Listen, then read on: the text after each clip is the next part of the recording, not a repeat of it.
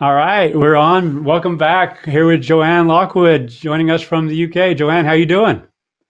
Yeah, hi, I'm good, thank you. Good evening, good morning, good afternoon, wherever you may be in the world. So great to be here. Hey, I appreciate you being here, and I know you're an inclusion specialist, and you've been doing this for a while, and you have your own experiences around this through your life journey. So, if you would introduce yourself and a little bit about what we're going to be discussing today. Yeah, so as you point out, my name is Joanne Lockwood, and I describe myself as an inclusion and belonging specialist. So I work with organisations throughout the UK, Europe, and elsewhere, advising on inclusion, belonging strategy, employee engagement. I mainly work with, I would say, talent acquisition teams to look at their inclusive hiring strategies, HR teams, and their learning development. So I often say I work with people to improve the lived experience and employee experience of those people who work in those organizations.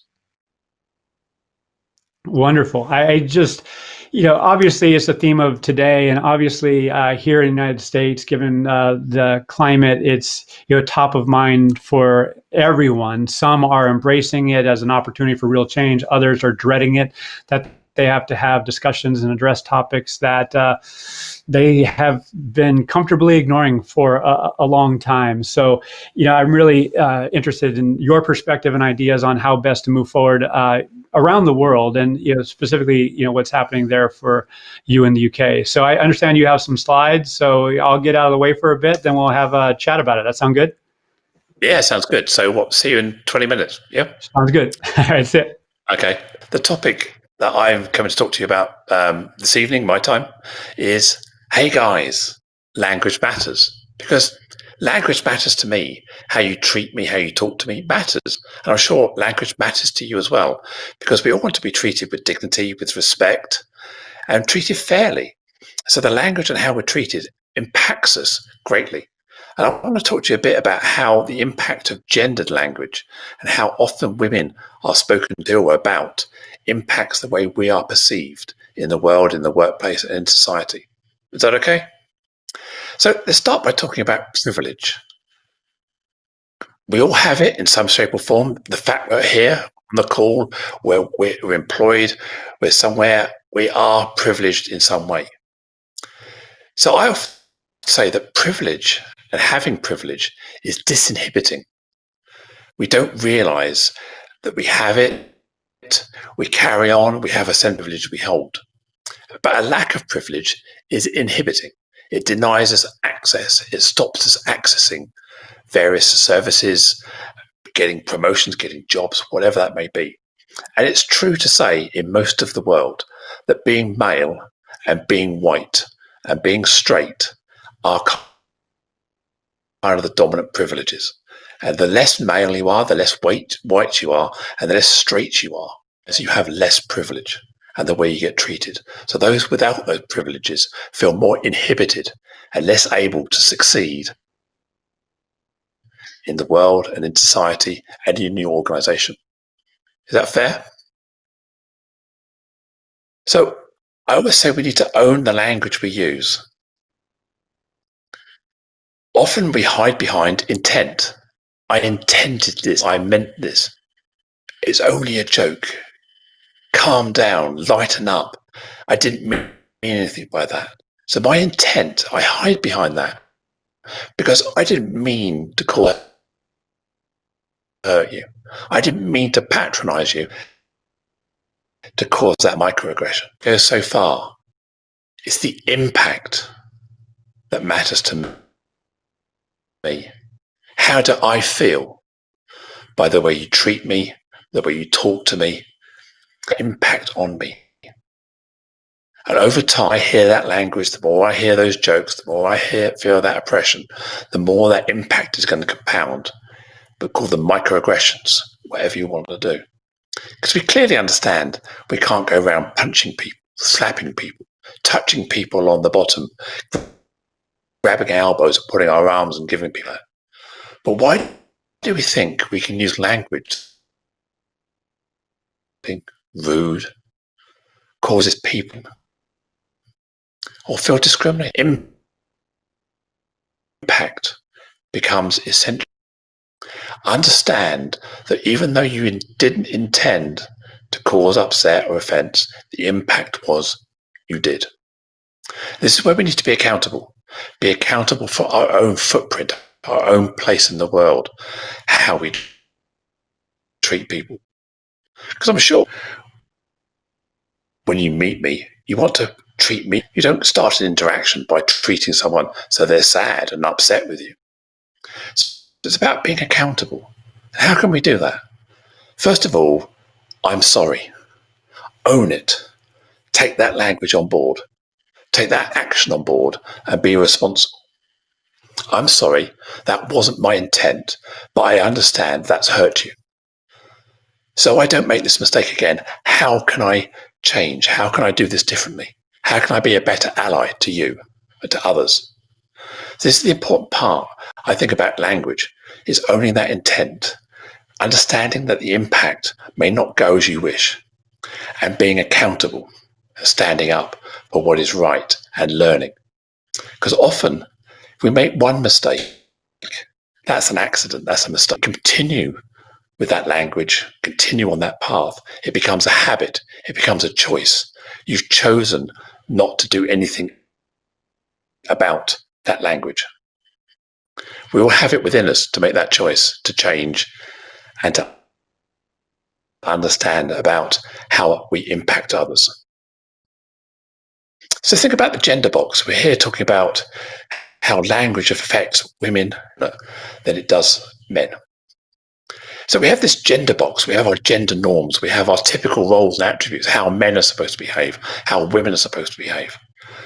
And as soon as we stray out of our lane, we move away from our encouraged behaviors into other territory. So as soon as women show more power, as soon as women want to step out of the traditional gender roles, we're seen as butch, we're seen as angry, we're seen as aggressive, we're seen as troublemakers. And of using when we're just talking about men. So men and society see women as subservient, as less than, not as capable, second choice. And there are expectations around motherhood, empathy, collaboration, whereas men are seen as sales, go-getting, stoic, brave. I often think about Disney, the Prince Charming. Women are expected to be Snow White, eat the apple full, and men come and rescue us. They save the day, cut the vines down, they slay the dragon, kiss us, and we ride off into the sunset. And this is how we've been brought up with these gender roles. But now, we're 2021. We've lost and we've moved forward where these expectations came from. But we still have this legacy about how women are perceived in the workplace. We're seen as second choice. We're seen as a diverse hire. We're not seen on an equal footing in terms of pay, in terms of opportunity, and in terms of recognition and voice. And this needs to change, in my opinion. So how we talk about someone, how we describe someone, it impacts the way we treat them and see them. If I see you as my junior, if I see you as someone with less privilege, if I see you as a subordinate, and I treat you in a certain way, I will reinforce my power, my privilege, and my status by talking to you in a way that makes you. I mean, we wouldn't dream of talking to someone who we believe was our senior, our superior, in the way we would talk to our subordinates. Yeah, in the UK and in various parts of the language, in various parts of the world, we use the word love, or honey, or duck, or chick, or bird, or various different colloquialisms to describe women or to address women. We wouldn't calling a senior vice president or the president of our company who was a woman those terms, would we? But we still think it's okay to call someone who's our junior, maybe someone who we feel familiar with, and use that language. But that reinforces our power and status and suppresses well-being, mental health, pushes them back in their box, makes them feel more junior, makes them feel less capable. And that's where we need to think about how we address, how we use our language to make sure that we're not reinforcing this power divide or this privilege divide. So we're often socialized from a very early age. We set our limiting beliefs, our expectations, how we gender children, how we gender their toys, how we students. Almost pre-birth, we're having gender parties, we're having reveal baby showers where we're talking about the gender or sex of our children. And almost for that moment, we're pinkifying or bluifying. We're getting dinosaurs or we're getting dolls. We're setting the tone of our nurseries and our creches by gendered language. So from the moment a child emerges from the womb, we're already setting this gender expectation, creating these limiting beliefs or limiting their expectations. And again, even no matter how much society has evolved over the last 20, 25 years, we still do this. We still see pink for girls, blue for boys, guns versus dolls. And this needs to evolve, this needs to change, because it's damaging opportunity and setting expectations of how women enter the workplace and their job roles and how they can expect to be treated. So I talked about microaggressions. Some of the language is sexist, patronizing, this love, honey, Sheila, pet, duck, chick, whatever the colloquial term you use in your country or language. It has its toll. It says, I'm not as good as you. I have to fight back. I have to say, I'm sorry, that is not appropriate language. That is not how I wish to be addressed. And then I'm accused of being awkward. Then I'm accused of not fitting in and being difficult. I'm hard to deal with because I want to stand up for myself. Yet it's okay to be called that and treated in that way. Yeah. Since when is guys a gender neutral term? I mean, who decided that? It certainly wasn't women that decided guys wasn't gender neutral, but it's become a very Americanism. It's used all over the world. But if you Google, try it, go into Google image search and search for guys. I assure you, you're going to find many men in bathing suits with ripped abs on beaches looking very fit. You don't see many women on the first 4 or 5 pages of Google. So even Google thinks guys are men, yet it's become a collective term. Yes, 4 women walk into a restaurant and ask for a table, and it's, hey, ladies, can I get you a table? 3 women and a man walk into a restaurant, suddenly it's, hey, guys. We're masculinizing the grouping, the noun, the collective noun, based on the one man, showing that power and privilege, that maleness is superior, maleness is better. How does that impact on us? We always think that maleness is better, male is the default. This is why we need to try and degender our language. Not only for that reason, but if you haven't noticed, there are more than 2 genders. There are plenty of people who identify as neither male nor female. So by using gendered language, it can actually exclude them from your organization, from your thinking. Also, avoiding ladies and gentlemen, sir, madam, however you describe. Again, you can be more inclusive for people who identify as non-binary. So as I said, the impact is here, we see people as junior or less capable or inferior. And then the impact of that is we see women often in the workplace being picked for less strategic roles, sorting out the Christmas party, clearing up the table, the desk, afterwards sorting out the catering, note-taking, doing admin. And it's very hard for someone who's perceived as the admin person, no matter how senior they are in a role, to break out of that myth, break out of that stereotype. So it can be career limiting. And again, if a woman would turn around and say, no, that's not my role to clear up after you, they're seen as unhelpful, awkward. So again, we're reinforcing these gender stereotypes in this gender box all the time by creating these expectations. So how can we make workplaces more open and break this gender box that we're forcing people in all the time? So the knock-on effect is women themselves propagate the stereotype. I've seen many comments and arguments on LinkedIn where many women are happy to be called guys or mate or whatever the word is, because they feel they have to conform. They're in their gender stereotype box. They're in their gender box and they want to be accepted as a woman. And yes, it may not bother them, but what it does is it enables that propagation to occur. And whilst it may not affect them, it's going to carry on for generations and generations until at some point we say stop. So we need to help. Men, other people need to help create this break in the stereotype, change the narrative on language, create acceptable terms. Think about degendering, think about including non-binary people, making sure we're not using sir, madams, dear sirs, whatever we use in our formal letters. and be willing to make this change and help women be seen as equals. Because we are, at the end of the day, we are equals. We're perfectly capable, as we've shown for centuries, we're perfectly capable. And we don't just need men's permission to be able to vote and take part. We're perfectly capable. And this is about all women. We're not just talking about white women. We have to recognize that privilege and intersectionality are at play here. So the less white you are, the less stereotypical, the less straight you are, the less privilege you have again. So we need to think about women, all women, intersectionally, all faiths, all races, all colours, all creeds, and support and amplify all women to make sure that we all have the chance to succeed and thrive in our organisations. And that men are our allies to this. Men are there fighting for us, amplifying us, shouting out and making sure we're heard. Because unless the door is open for us, unless we're allowed in to sit at the table, we're constantly on the outside being seen as an intruder, being seen as someone who's trying to invade the privileged space. So men need to stand up and become an ally, enable this change, break the binary and stereotype, and that will benefit all. It will allow men to be men. Men have their own gender expectations around being very stoic and very brave, but we know that male suicide is a high killer for men in the ages of 30 to 45, certainly in the UK. It's not easy being a man. I know I tried it once and I needed to move on. So I've got immense empathy for people who see maleness as being unable to communicate, unable to talk about their feelings.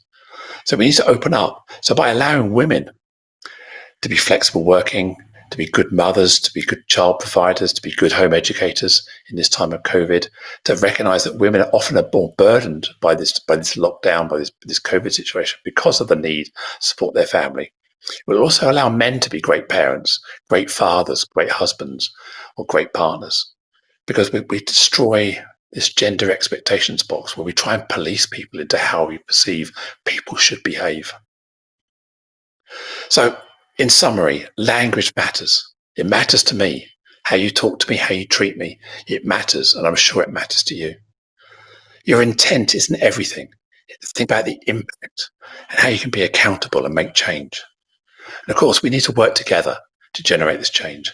Women can't make these changes on their own. We need men to step up and shout out, amplify us, and work with us to make sure that we change and break these gender expectations for good. And that starts by thinking about the language and how we talk about and describe people. Thank you very much. I appreciate your time. And I hope you've got something from this. And I look forward to any questions you may have. Thank you. Joanne, that was amazing. So thank you for sharing like you do. Just it's very enlightening for me. So I present quite often, like you, and have podcasts. And one of the anchors that I put forth to those who engage in the content that I put out there is a Chinese proverb: "The beginning of wisdom is calling things by their right names." And I see us, talking past one another, using language unconsciously, and we have little idea of how it's impacting others. And you just shed a really bright light on that fact. So thank you, for doing this. My question to you is this: is that organizations have DEI and belonging initiatives in one form or another. Oftentimes it's a training that has a compliance nature. To adopt the shifts that you're talking about takes a personal journey, and it would require an individual to be willing and able to go along that journey. And then it invites the question from an organizational perspective: what role, if any, do organizational leaders have to make this a priority? And so they have not only HR and those who are interested to actually engage in becoming more aware of how they're using language, how it might alienate certain people. So what are your thoughts there? Again, from an organizational perspective, what can be done to create this better language and heighten self-awareness? Well, when I engage with organisations at the C-suite, at the senior leadership team level, one of the first things I always impress on them is they need to find their why of D&I. Why does it matter to you? Because if it doesn't matter to you as an organization and you as a person, you won't get sustainable change. So you have to understand why is it important for you to have gender equality in your organization? Why is it important to move that needle so we have parity and roles? Unless you can answer that question, it just becomes a D&I playbook sat on the digital shelf somewhere that nobody truly understands. So if you can answer the question by saying, well, it's the right thing to do, I want to create opportunities for my wife, for my daughter, for my friends and family. I know as a man that it's the fair and the right thing to do. Plus, from a business outcome, we become representative of our society. So that's kind of the basic principles that I always work with when I talk to people. So how can you bring this sustainable change? It is about getting people to understand the language they're using, maybe their privilege. And maybe we need to have some tough conversations and talk about male privilege, white privilege, whatever privilege we're trying to challenge. And some of those conversations are uncomfortable, and we know they're uncomfortable. But we need to do it in a non-challenging way, because I'm a great believer in, if you attack the castle with all of your soldiers, all that happens is you get boiling oil thrown over the top on top of you, and you end up dying, or arrows flying at you. So we've got to knock on the door. We've got to open the door, and we've got to be welcomed in.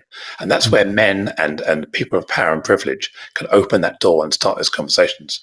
And you must have seen the videos that I sent you. Be the one. Be that one person that matters. Be that one person that cares. And I think it's not an easy task, and we're centuries down this line, and progress is slow.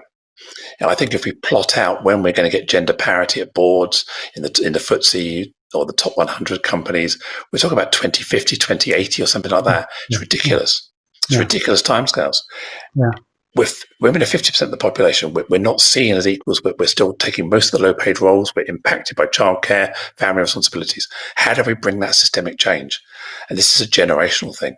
So we may not be able to fix it for us baby boomers and Gen Xers, but maybe we can fix it for the Gen Z, the Gen Alphas, and the Gen Betas.